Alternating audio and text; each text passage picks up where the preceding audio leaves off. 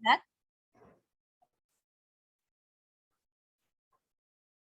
Baik, terima kasih. Di sini apa suara saya sudah jelas juga ya? Mungkin sudah ya. Baik, terima kasih kepada MC dan segenap panitia yang memberikan kesempatan ini kepada saya. Saya buka terlebih dahulu. Assalamualaikum warahmatullahi wabarakatuh. Salam sejahtera bagi kita semua. Om Swastiastu, Namo Buddhaya, dan salam kebajikan. Bagaimana nih teman-teman? Masih semangat ya? Tentulah. Meskipun sore-sore begini, sekali lagi izinkan saya untuk memperkenalkan diri. Perkenalkan, nama saya Natasha Medi Santoso dan masih berstatus sebagai mahasiswa semester 6 di UNED. Dan untuk informasi bagi teman-teman yang mau mendapatkan potongan diskon up to 50%, bisa nih upload webinar ini dan tag nitsbook.id. Terus nanti akan kami repost dan teman-teman dapat diskon deh. Dan diskonnya ini bisa berlaku sampai akhir Februari nanti. Berhubung ini kan juga mendekati Valentine Day, kurang 13 hari lagi. Di sini oke, langsung saja ke sesi sharing aja yuk. Di sini saya berkesempatan untuk membawakan sharing terkait pengalaman merintis bisnis dalam hal strategi digital branding untuk pemasaran produk melalui e-commerce. Nah, small business di era digital mudah kok. Bisa di next slide. Lalu apa sih yang membedakan antara digital marketing dan digital branding? Apakah dua-duanya ini penting? Iya, penting banget keduanya. Lalu bagaimana sih caranya? Kita nih harus melakukan digital branding terlebih dahulu atau digital marketing terlebih dahulu. Yuk, mari kita bahas. Lalu di sini kita memasuki inti pembahasan terkait digital branding.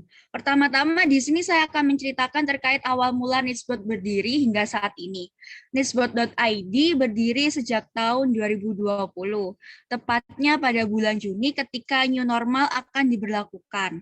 Nah, ide produk pada awal itu diberdirikan yaitu Hampers New Normal Kit, dan kemudian ketika tahun 2021 ataupun tahun lalu itu muncul ide terkait produk fill in the box dan gift konsultan, serta berkesempatan untuk menjuarai beberapa perlombaan yang diikuti, yaitu yang pertama juara 3 terkait Basar Business Pitch yang diselenggarakan di ITS Surabaya, dan juara 2 National Business Plan yang diselenggarakan oleh IPB Bogor. Nah, tujuan dari awal mula terbentuknya bisnis ini yaitu menyediakan kebutuhan masyarakat dan sebisa mungkin untuk selengkap yang mereka inginkan. Sesuai dengan slogan kami yaitu All Needs Do You Want, dan saat ini nitsbook.id sudah memiliki adik yaitu nitsbookcat.id yang berfokus pada penjualan custom buket. Nah, di sini juga merupakan salah satu dari branding kita yaitu All Needs Do You Want. Lalu apa sih digital branding itu? Di sini pasti teman-teman sudah tidak asing terkait digital branding ya, ataupun digital marketing. Untuk digital branding sendiri itu merupakan teknik pemasaran produk atau jasa dengan menggunakan media digital dengan berfokus pada tingkat merek agar dikenal oleh khalayak ramai. Lalu bagaimana cara kerjanya? Nah, digital branding ini jika berhasil digunakan, maka calon pembeli akan dengan mudah mengenali produk yang kita jual.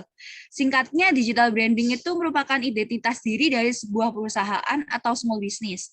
Ibaratnya seperti semua manusia tentu memiliki identitasnya masing-masing, bukan? Seperti saya nih, Natasha Midi. Meskipun nama saya juga termasuk pasaran ya, tapi kan ada yang membedakan dari seorang Natasha Midi seperti itu. Namun beberapa manusia kan dikenal karena branding akan dirinya juga. Kan juga selain digital branding juga ada personal digital ya. Kemudian ada seperti contohnya Najwa Shihab yang terkenal melalui Mata Najwa dan sebagainya. Sedangkan digital marketing merupakan teknik pemasaran yang dilakukan melalui digital. Keduanya dapat dilakukan secara bersamaan, tetapi kalau menurut saya pribadi, disarankan melakukan digital branding terlebih dahulu, kemudian melakukan digital marketing. Next. Nah, berikutnya ini merupakan manfaat dari digital branding. Yang pertama sebagai channels. Artinya melalui digital branding, kita bisa bisa mengkoneksikan semuanya dengan melalui digital. Mengapa demikian? Karena melalui digital ini kita tidak perlu untuk mengeluarkan biaya yang banyak juga. Nanti akan dijelaskan di manfaat yang berikutnya. Di sini melalui digital branding kita dapat berhubungan secara langsung dengan konsumen melalui platform yang dipilih. Dan juga saat ini hampir 80% konsumen telah menggunakan internet dan berbelanja melalui media online seperti contohnya Instagram, Shopee, Tokopedia dan sebagainya. Kemudian yang kedua terkait persaingan. Kenapa sih di sini persaingan? Maksudnya apa? Nah, maksudnya yaitu melalui digital branding, small business dapat bersaing dengan perusahaan besar. Hal ini dikarenakan melalui konten yang dibuat untuk pemasaran tidak lagi membutuhkan biaya yang besar seperti zaman dahulu. Dengan memanfaatkan beberapa platform yang disediakan, maka kita dapat memperkenalkan produk kita kepada khalayak ramai melalui media sosial, e-commerce, dan platform lainnya. Lalu yang ketiga terkait penghematan. Di sini pasti orang-orang pasti memikirkan susah ya untuk memasarkan terkait produk yang kita jual. Enggak teman-teman, karena di era digital ini semuanya bisa serba hemat. Karena apa? Seperti yang telah saya jelaskan tadi, bahwa biaya dari digital branding ini jauh lebih rendah sehingga menghemat pengeluaran usaha. Dan manfaat terakhir tentunya berpengaruh terhadap peningkatan profit. Next. Lalu di sini terdapat macam-macam digital marketing yang dapat dipilih setelah melakukan digital branding.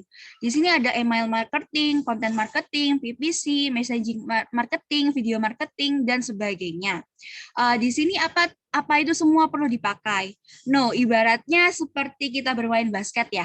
Tentu ada pemain utama dan pemain cadangan. Meskipun jumlahnya 10 orang dalam satu tim, kita akan menggunakan 5 pemain untuk bertanding.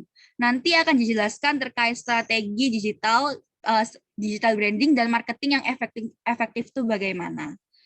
Di sini berdasarkan pengalaman pribadi saya dan rekan saya, penerapan digital branding pada nispo.id sangat membantu karena nispo.id masih belum memiliki offline store pada saat ini. Next.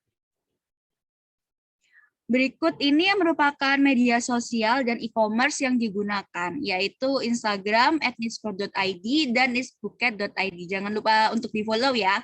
Dan juga ada Shopee, yaitu nispo.id, dan WhatsApp Business. Lalu berikutnya, strategi penerapan yang dilakukan oleh nispo.id itu apa aja sih? Yang pertama itu tentunya identifikasi. Pada tahapan ini kita perlu melakukan banyak identifikasi. Apa aja nih? Yang pertama, kita harus menentukan sasaran produk kita. Biasanya kita sebut STP kalau di bagian manajemen pemasaran. Kita bisa menentukan segmenting, targeting, dan positioning terlebih dahulu. Kira-kira produk yang kita jual ini cocok untuk siapa ya? Siapa saja yang berminat untuk membeli produk ini. Lalu setelah itu kita bisa mengidentifikasikannya melalui platform apa saja yang ingin kita gunakan. Seperti contohnya pada nitspo.id ini kami menggunakan Instagram, Shopee, WhatsApp, dan TikTok. Namun pada saat ini masih belum mengoptimalkan TikTok dengan baik karena pada saat itu masih menggunakan TikTok pribadi, bukan TikTok khusus untuk nitspo.id sendiri.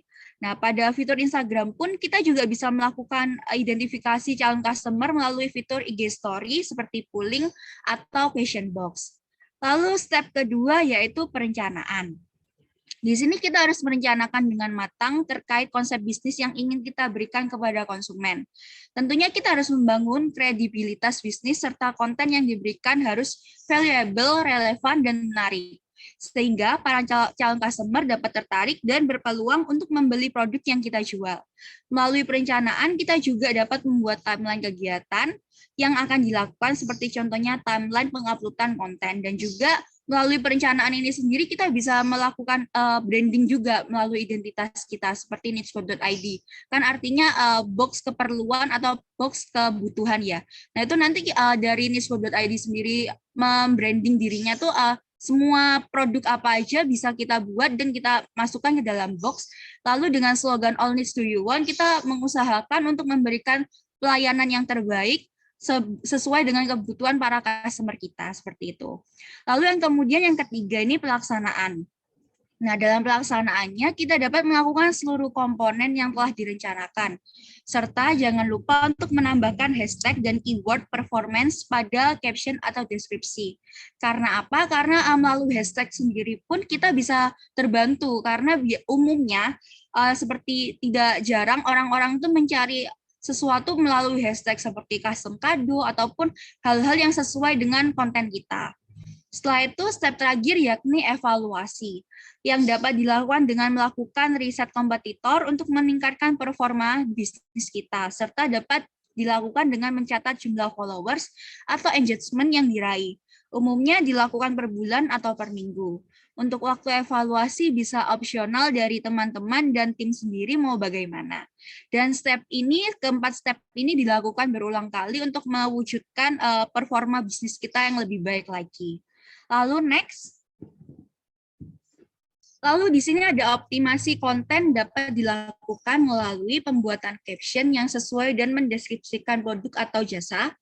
Nah, sebisa mungkin menggunakan bahasa yang friendly dan tidak terlalu baku, serta ditambahkan manfaat di produk tersebut dan cara pemesanannya. Karena apa? Meskipun kita sudah memberikan di highlight, terkadang highlight kita itu tidak dilihat oleh calon customer kita. Mungkin produk kita tuh bisa masuk di explore kalau di Instagram lah. Kemudian mereka tuh berminat untuk membeli, tapi kita tidak mencantumkan cara pemesanannya. Maka dari itu mereka kayak lebih bingung lagi dan terkadang batal untuk memesannya karena pernah mendapatkan calon customer seperti itu. Lalu yang berikutnya melalui juga image atau foto yang nanti akan dijelaskan pada optimasi foto produk. Dan yang berikutnya terkait audio dan video. Dari pengalaman, audio berpengaruh terhadap nilai reach viewers pada Reels atau video TikTok kita. Sehingga kita bisa menggunakan audio yang sedang tren pada saat ini. Dan jika ingin diimbuhkan dengan keterangan melalui audio, bisa diusahakan untuk jelas dan jernih, sehingga informasi yang ingin disampaikan dapat diterima dengan baik oleh viewers. Next slide. Kemudian berikutnya terkait kita dapat mendongkrak penjualan melalui optimasi foto produk. Yang pertama terkait komposisi foto. Dapat dilihat pada contoh foto di samping, di mana foto tersebut terlihat menarik, bukan? Nah, caranya yang pertama ini kita dapat mengatur objek yang akan diambil gambarnya melalui fitur grid. Di sini foto ini kita bisa melakukan kayak komposisinya harus pas tengah dan jangan sampai warnanya bertumbukan. Semisal produk kita berwarna putih, jangan sampai backgroundnya kita tuh warna putih juga karena otomatis dari produk kita kan tidak menjadi bintang di dalam foto tersebut ya. Kalau misal produk kita berwarna gelap, berarti backgroundnya berwarna terang dan sebaliknya seperti itu. Kemudian kedua, foto yang baik dapat berfokus pada objek foto sehingga viewers tidak teralihkan. Dan yang terakhir, perhatikan garis diagonal, ritme, dan bingkai. Maksudnya di sini perpaduan warna yang barusan saya jelaskan seperti itu. Yang kedua yaitu pencahayaan. Nah, di sini bisa di next slide lagi, dapat dibandingkan dari kedua foto tersebut, di mana yang merupakan dari foto toko yang sama. Terlihat berbeda bukan? Serta tentu teman-teman lebih menyukai foto kedua atau foto yang di kanan. Nah, di sini pencahayaan merupakan aspek terpenting dalam fotografi. Di sini pencahayaan memberikan detail objek dengan baik dan objek menjadi lebih jelas serta enak untuk dipandang. Kenapa sih kok foto produk ini merupakan branding? Karena melalui foto produk sendiri, orang-orang bisa melihat, oh produk ini bernilai ataupun hanya asal-asalan memfoto. Dengan melakukan branding, kita bisa terlihat mahal ataupun terlihat murah seperti itu. Next slide. Lalu yang terakhir terkait background. Untuk latar belakang sendiri, kita dapat memilah latar belakang yang menarik ataupun warna cerah, yang dapat meningkatkan mood produk tetapi tetap mempertahankan komposisi foto. Nah, warna terang ini dapat dikombinasikan dengan warna gelap. Lalu next slide yaitu terkait optimasi melalui packaging. Apa sih fungsi dari packaging itu sendiri? Yang pertama, untuk melindungi produk. Tentu jika berbisnis online, maka target pasar dapat lebih luas, dan dengan zaman yang telah modern ini bukan hal asing lagi penggunaan ekspedisi. Dan juga jujur saya sebagai mahasiswa juga ya sering juga membeli produk-produk dari toko online dibandingkan langsung datang ke tokonya sih, karena di era yang serba canggih ini lebih dimudahkan dengan langsung buka ke platform online, langsung pilih-pilih-pilih dan langsung transfer aja sudah bisa terkirim. Nah, di sini packaging yang baik dapat melindungi produk hingga sampai tujuan dengan selamat. Karena apa? Belum tentu juga produk yang kita jual juga tidak tahan banting ataupun takutnya rusak ketika sampai di tujuan. Kedua, yaitu membangun kepercayaan konsumen. Hal ini dikarenakan produk akan sesuai dengan foto atau video yang ditawarkan, sehingga besar kemungkinan untuk menjadi pelanggan tetap. Hal ini juga telah diterapkan pada Nitspot.id dan terbukti benar, di mana banyak customer kami telah melakukan repeat order karena kepercayaan kepada kami. Dan juga ketika produk yang kami kirimkan ternyata rusak di tangan konsumen, kami meskipun itu bukan kesalahan kami karena ekspedisi, kami memberikan penjelasan dan sebisa mungkin untuk memberikan retur kepada mereka dengan cara untuk mengganti rugi ataupun hal sebagainya. Hal ini meskipun dilihat dari sisi kami merugikan, tapi hal itu juga cukup menguntungkan bagi kami. Karena apa? Melalui kita mengganti rugi, maka mereka tetap percaya kepada kami bahwa produk kami itu benar-benar menjualkan kualitas. Sehingga ketika ada event tertentu lainnya, mereka tetap melakukan repeat order kepada kami. Kemudian manfaat yang ketiga yaitu menambah daya tarik. Seperti contohnya pada saat ini adalah saat-saat menjelang Valentine Day ya.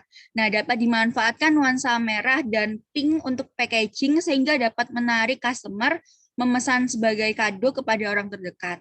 Dan yang terakhir untuk mempromosikan produk. Nah, tidak menutup kemungkinan loh teman-teman kalau seorang customer akan jatuh cinta pada pandangan pertama melalui packaging produk.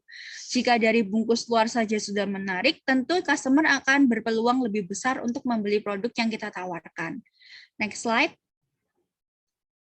Nah, berikut merupakan ilustrasi packaging unik dan bermanfaat, serta foto produk yang baik. Lalu berikutnya merupakan beberapa produk yang kami jual, serta packaging dan foto produknya Nah, di sini Nitspot.id sendiri menerapkan konsep yang sederhana dengan menggunakan kain satin polos, serta pencahayaan dari ring light untuk foto produk ataupun video produk.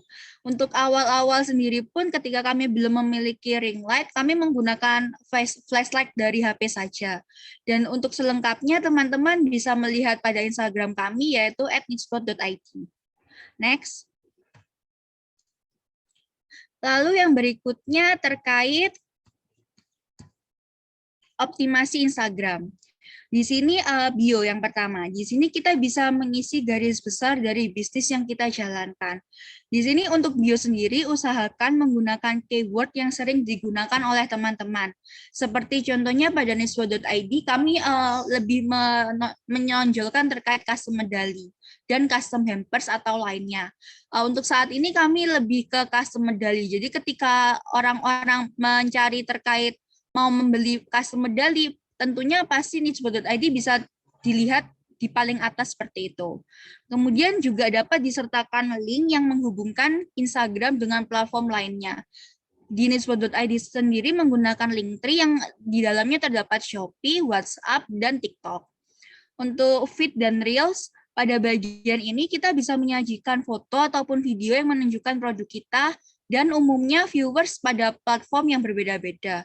Jika di Instagram lebih pada nuansa tenang dan estetik, kalau di TikTok sendiri lebih pada nuansa ramai dan ceria. Jadi kalau di TikTok itu lebih ke nuansa seperti menambah-nambahkan caption pada foto dan video sendiri. Sedangkan kalau di Instagram sendiri di Reels, kami umumnya melakukan seperti packaging ataupun ketika menaruh-naruh barang ke dalam boxnya kita sendiri seperti itu. Nah, konten tersebut harus kita sesuaikan platform yang kita gunakan. Contoh kontennya seperti video packaging, storytelling, dan sebagainya. Kemudian berikutnya terkait story dan highlight. Untuk komposisi story dapat mengupload 100 post dalam sehari. Namun hal tersebut tidak efisien, sehingga usahakan saja setiap harinya ada bahan untuk diupload. Kemudian untuk Instagram story tersebut kita rapikan pada highlight. Apa sih fungsinya? Nah, di sini highlight sendiri agar calon customer dapat mudah mengetahui produk yang kita jual dan menjadi lebih mengerti value apa yang kita berikan. Dan yang terakhir terkait Instagram, di mana memberikan fitur ads tapi berbayar. Jika teman-teman mau lebih spesifik dalam menargetkan pasar, dapat menggunakan fitur ini. Next slide. Yaitu optimasi WhatsApp. Hal yang utama, usahakan WhatsApp pribadi dan bisnis dibedakan. Hal ini bertujuan untuk memudahkan kita dalam mengorganisir dan membalas chat customer serta lebih profesional.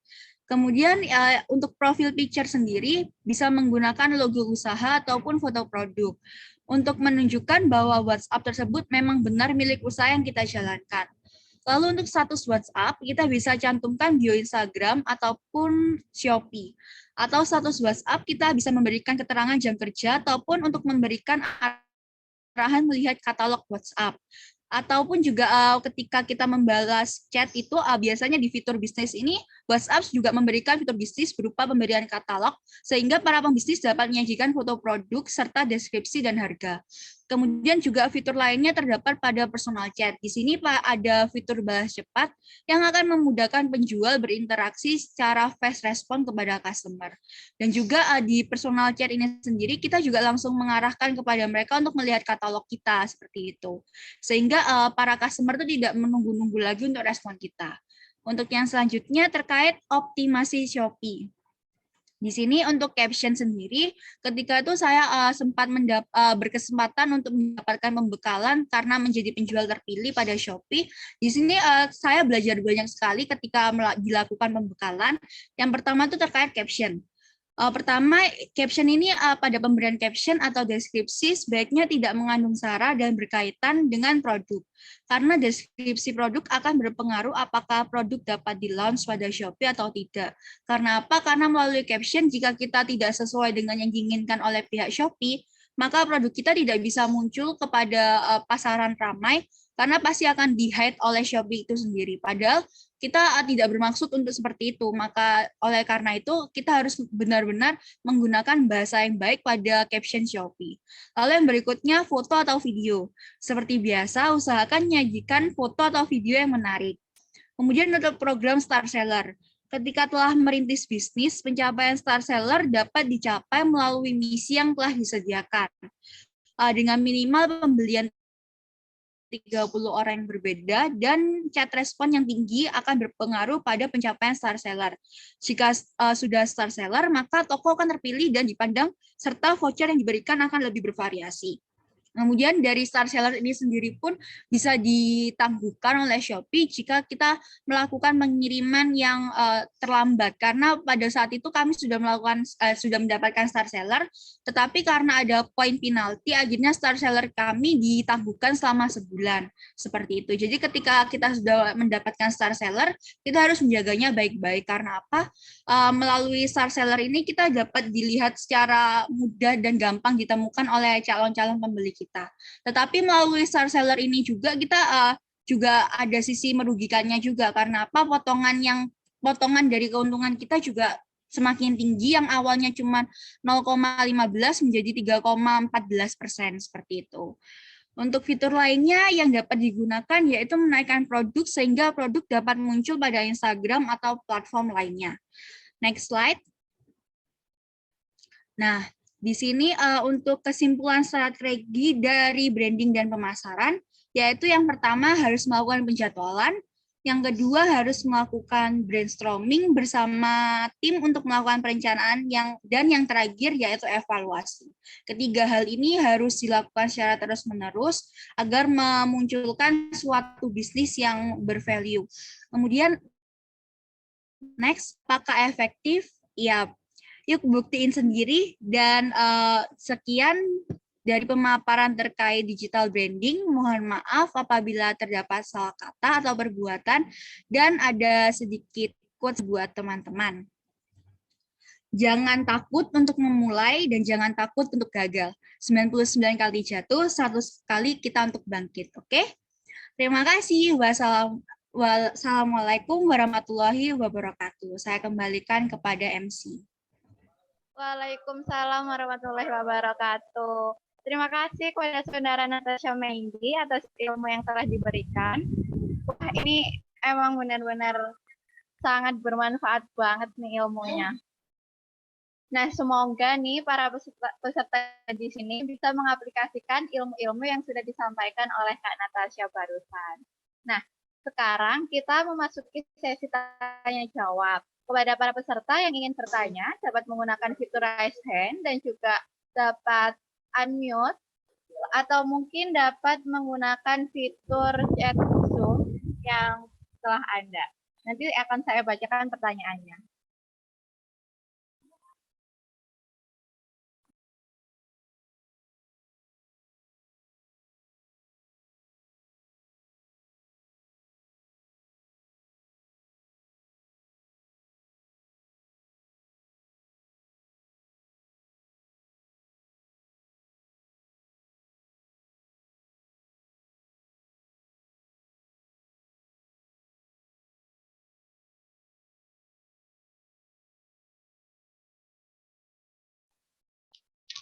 Ya, kepada Saudara Risa Anggraini, saya persilahkan untuk meng-unmute atau mungkin dapat menuliskan pertanyaan pada kolom chat.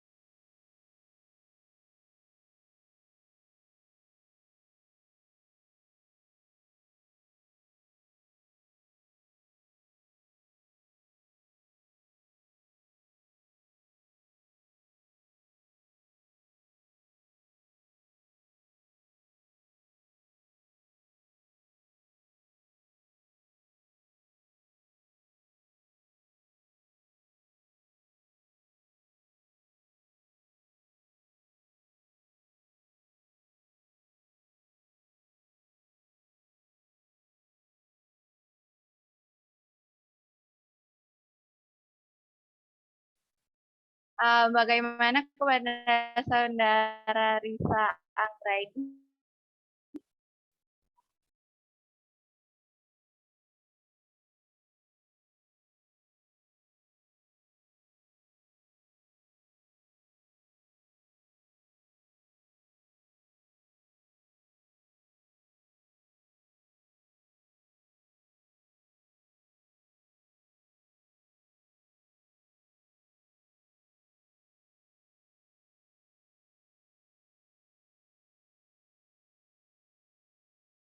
Oke, saya akan membacakan pertanyaan dari Saudara Risa Anggraini. Motivasi apa sih Kak yang membuat kakaknya untuk membuka bisnis ini di kala pandemi? Seperti yang kita tahu, saat pandemi ini banyak UKM yang penjualannya menurun dan juga akhirnya menutup bisnis tersebut. Kira-kira gimana nih untuk Kak Natasha? Baik, terima kasih. Pertanyaannya sangat menarik ya. Untuk motivasi apa sih? Yang pertama ketika itu ada suatu permasalahan. Karena apa? Seperti yang tadi saya ceritakan, bahwa nisbut.id sendiri muncul karena pada saat itu new normal mau diberlakukan. Pada saat itu saya merasa, wah, aku nih juga sebagai mahasiswa pengen offline gitu kan waktu dulu, tapi masih belum punya perlengkapan new normal. Pada saat itu kan masih belum tahu juga kan bakalan offline atau online seterusnya. Jadi di pikiranku gimana caranya aku bisa membuat hampers yang bisa membuat orang-orang itu termudahkan gitu. Akhirnya tapi di situ aku juga mikir kira lah seterusnya aku menjual new normal kit terus. Akhirnya aku sama partnerku aku bilang ke partnerku, ayo jualan ini. Terus partnerku bilang nggak yakin pertamanya, tapi ketika nggak yakin itu akhirnya aku tertantang untuk meyakinkan partnerku bisa kok kita buat apa ya buat spot.id ini gitu. Kemudian ditanyain pertamanya mau pakai nama apa gitu, nggak kira kan kalau new normal kita aja gitu. Akhirnya aku muter otak gimana caranya supaya membuka suatu bisnis yang akan berjalan panjang. Kemudian terpikirlah suatu nama ini, needspot.id, yang akan memberikan segala kebutuhan bagi teman-teman ataupun orang-orang di sekitar yang ingin apapun itu sesuai dengan slogan kami yaitu all needs to you one. Di sini kenapa kita nggak takut untuk penjualannya menurun karena kita selalu melakukan inovasi-inovasi terkait produk kami. Di sini melalui dari awal 2021 itu terkait ada produk kami yaitu gift konsultan dan fill in the box. Di sini dari gift konsultan sendiri kami memunculkan suatu produk-produk baru seperti saat ini yang sedang best seller itu ada bright frame, kemudian ada custom medali, itu pun juga terbentuk dari gift konsultan itu sendiri. Maksud dari gift konsultan ini apa? Di mana para customer tidak harus membeli dari produk kami. Ketika customer itu bingung untuk mau membelikan kado apa untuk sahabatnya, pacarnya, ataupun gebetannya, atau orang tuanya, ataupun orang-orang terdekatnya, kami membantu mau merealisasikannya itu bagaimana. Nah, pada saat itu yang pertama kali itu ada break frame itu. Mereka memberikan contoh produk ke kami, Kak, aku mau yang kayak gini, diberikan contoh produk, tapi ada lampu-lampunya, Kak, ada dread flower-nya, Kak. Akhirnya kami membantu merealisasikannya. Ketika mereka sudah fix oke, baru mereka membayar. Jika mereka tidak sesuai ataupun tidak jadi membeli, kita tidak mempermasalahkannya, karena gift konsultan ini sendiri pun gratis. Dan dari gift konsultan ini, akhirnya kami memunculkan produk-produk baru, dan akhirnya di sini saat ini kurang lebih 15 produk kami jual dari macam-macam dari gift konsultan ini sendiri dan fill in the box itu sendiri. Seperti itu. Gitu. Aku kembalikan ke MC dan penanya. Oke, bagaimana nih untuk Kak Risa ini? Apakah Bunda merasa terjawabkan nih pertanyaannya? Oke, berarti kalau aku boleh menyimpulkan, meskipun Anda meskipun ada bayang-bayang UKM yang penjualannya menurun dan juga akhirnya menutup bisnis, Kak Natasha ini memilih untuk optimis ya. Oke, seperti itu. Oke, mungkin ya, oke. Berarti kita harus benar-benar optimis meskipun pasti ada kelemahannya. Mungkin untuk penanya selanjutnya saya persilahkan. Oke. Kepada Saudara Martantri saya persilahkan.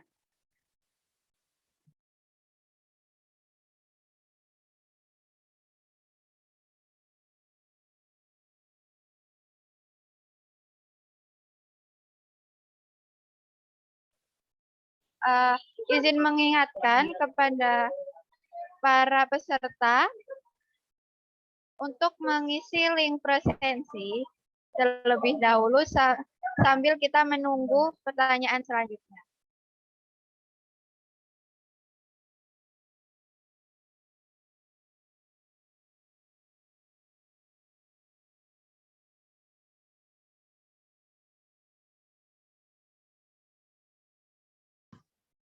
Ini ada Kak Risa bertanya lagi, Kak. Kenapa kakaknya lebih memilih bisnis hampers, Kak?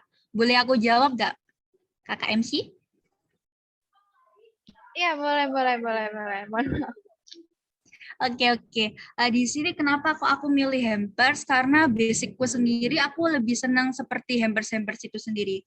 Karena kita harus memulai bisnis kan juga kita harus cinta sama produk itu sendiri ya. Anggapannya bisnis itu kayak pacar kita ataupun anak kita, harus kita rumat sampai nanti besar.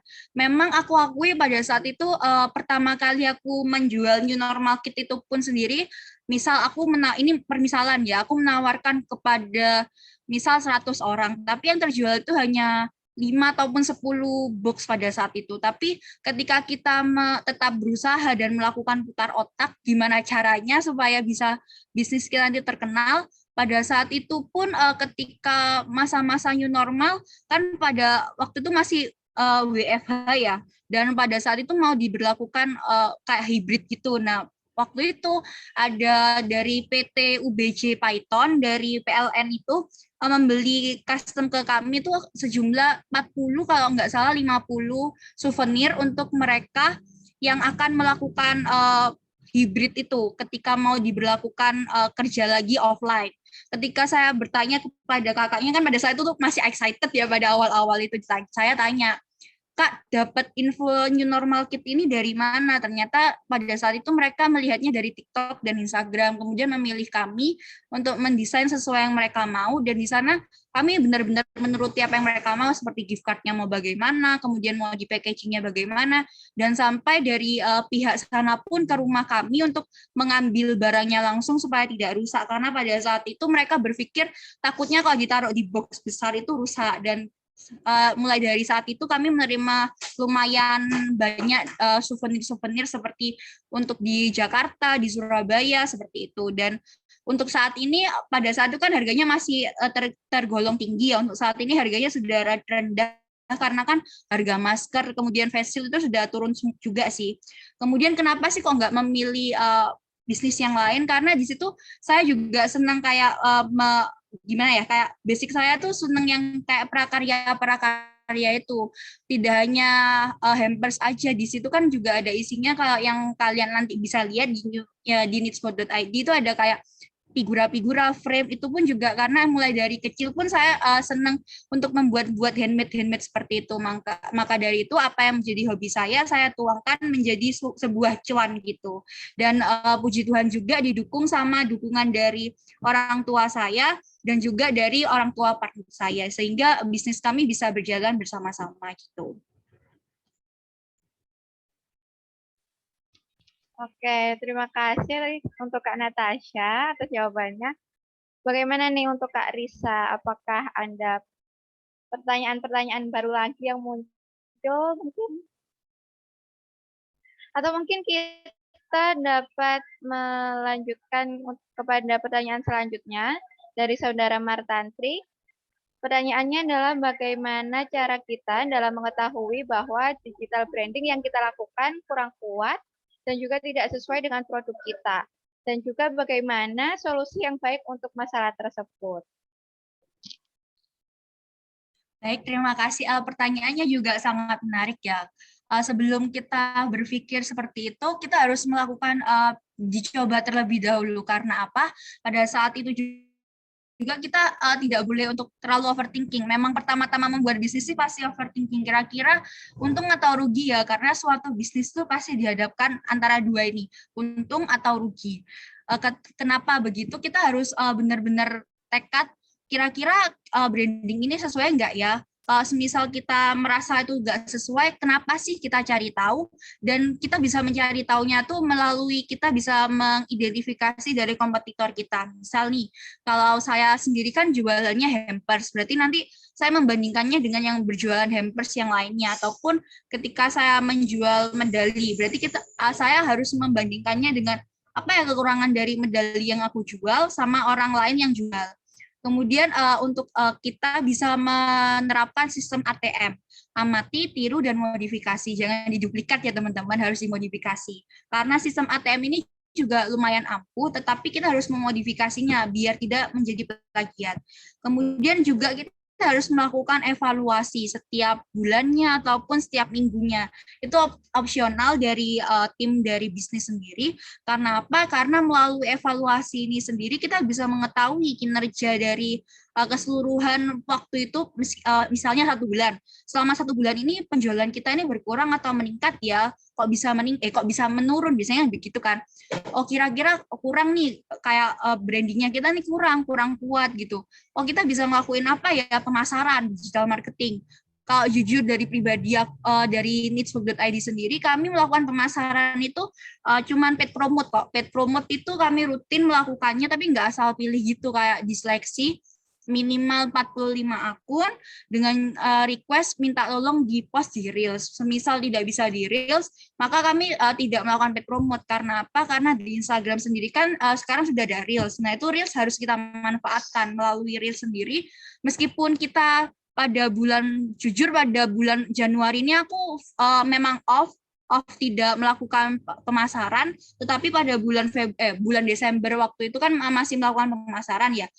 Reels yang tersisa pada bulan Desember kan tentunya jujur aku sebagai panitia sendiri waktu dulu upload di second akun itu nggak aku hapus semua kayak paid promote-nya itu, dan itu kan bisa masih tersisa ya, itu biasanya langsung pada bulan-bulan berikutnya tuh bisa ke up gitu di explore. Nah itu juga lumayan memberikan untuk apa ya, untuk Januari ini ada tetap terus-terusan ada yang membeli ketika event-event tertentu untuk ulang tahun temannya ataupun acara-acara kampus. Pada saat Januari ini pun ada dari Hang Tua, Universitas Hang Tua itu memesan souvenir untuk acaranya mereka juga pada tanggal 11 Januari barusan ini, seperti itu.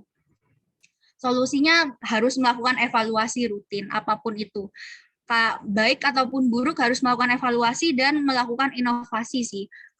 Kita tidak stuck kayak misal nichebook.id tetap jual new normal terus, ya nggak akan berkembang. Harus melakukan inovasi-inovasi produk baru seperti itu dan harus mengikuti tren zaman sekarang gitu. Oke, berarti intinya kita harus rajin-rajin evaluasi, terus nggak boleh juga menutup mata kepada update yang terjadi gitu ya. Oke, untuk Saudara Martantri, apakah sudah terjawab pertanyaannya?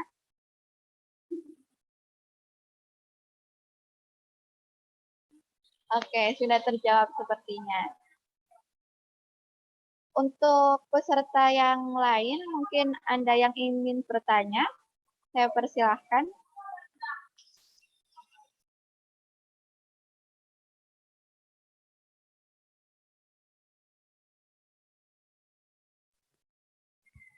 Izin mengingatkan kembali kepada para peserta untuk mengisi link presensi yang telah Anda pada room chat Zoom.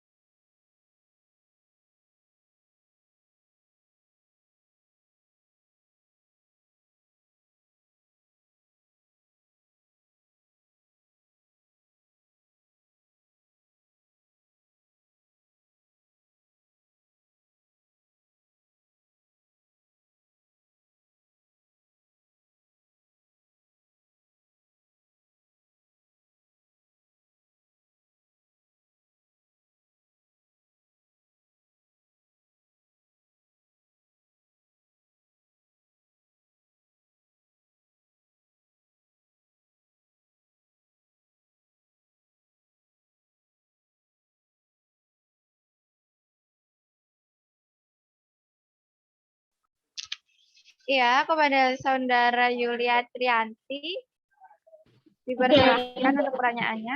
Ya, terima kasih, Kak. Jadi gini, Kak, aku mau nanya. Jadi kan di branding itu kan kita perlu kayak buat konten dan lain-lain, bikin feed gitu ya, Kak. Nah, itu untuk temanya sendiri terus menurut Kakak tuh harus sesuai dengan karakteristik produk kita gitu nggak, Kak? Terima kasih, Kak.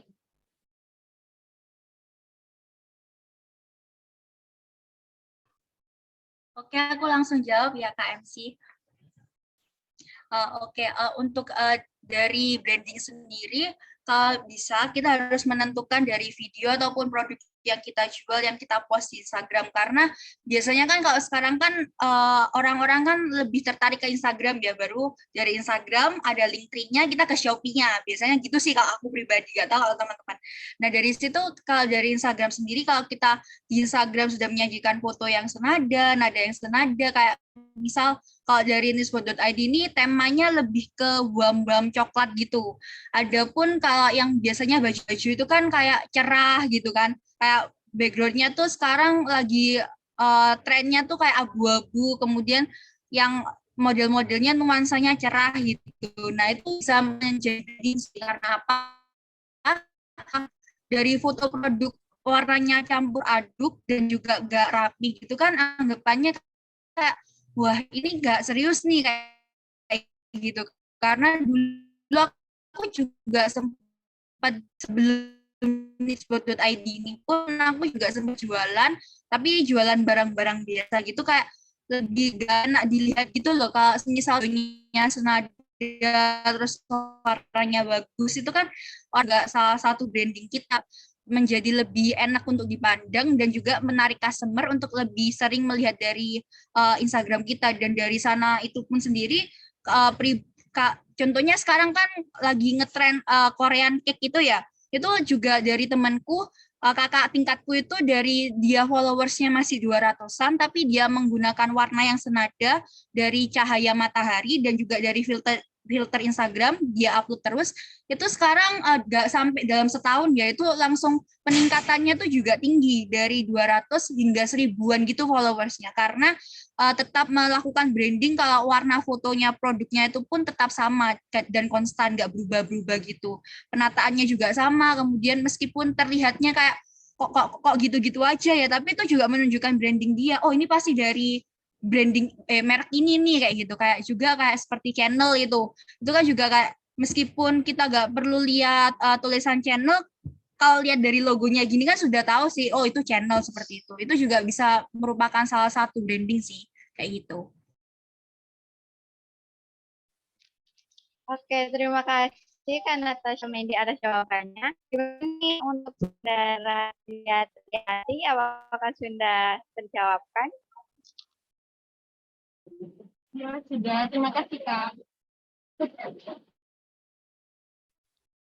Oke, mungkin cukup untuk sesi pertanyaannya. Selanjutnya kita akan memasuki sesi selanjutnya, yaitu adalah penyerahan sertifikat kepada pemateri kita hari ini, yaitu Kak Natasha Mendy. Kepada panitia yang bertugas, saya persilahkan.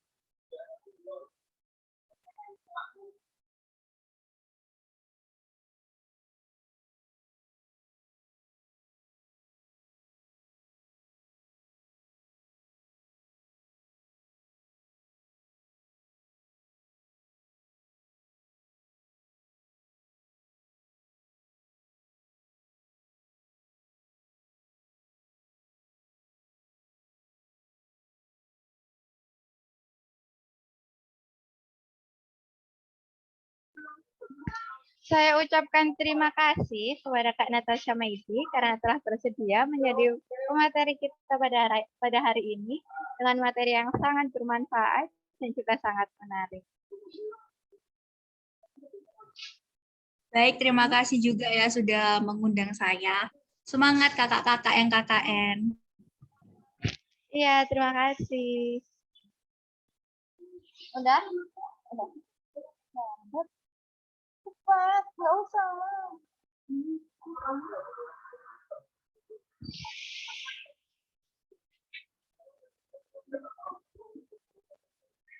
Oke, baik, kita telah sampai pada penghujung acara.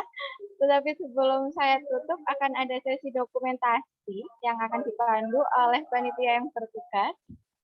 Dan saya mengingatkan kepada para peserta yang belum melakukan presensi, saya persilahkan untuk mengisi presensi terlebih dahulu. Dan juga kepada para peserta yang belum on-cam, mungkin dapat on-cam karena akan dilakukan sesi dokumentasi.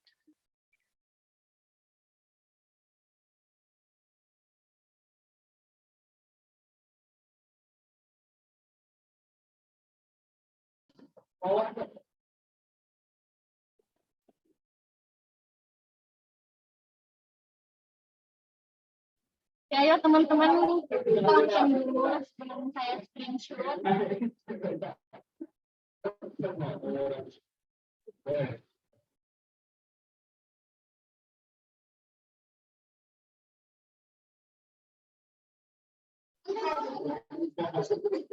Oke.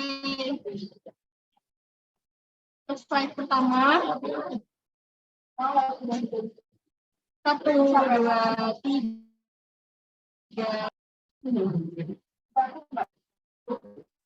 Oke, saya ulang ya. Slide pertama, 1, 2, 3.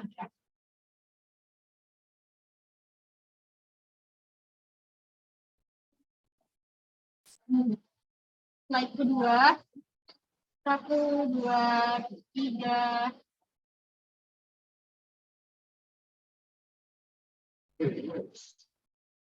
Oke, sudah. Terima kasih semuanya. Terima kasih kepada panitia yang bertugas. Sekali lagi saya ucapkan terima kasih kepada pemateri kita hari ini, yaitu Kak Natasha Mehdi, yang telah memberikan materi yang sangat informatif.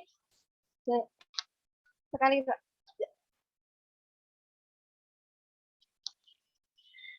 saya mewakili panitia yang bertugas, pamit undur diri dan juga mohon maaf atas kesalahan yang disengaja maupun tidak disengaja. Akhir kata, wassalamualaikum warahmatullahi wabarakatuh. Waalaikumsalam warahmatullahi wabarakatuh. Waalaikumsalam warahmatullahi wabarakatuh. Ya. Terima kasih Kak Medi. Terima kasih, Kak.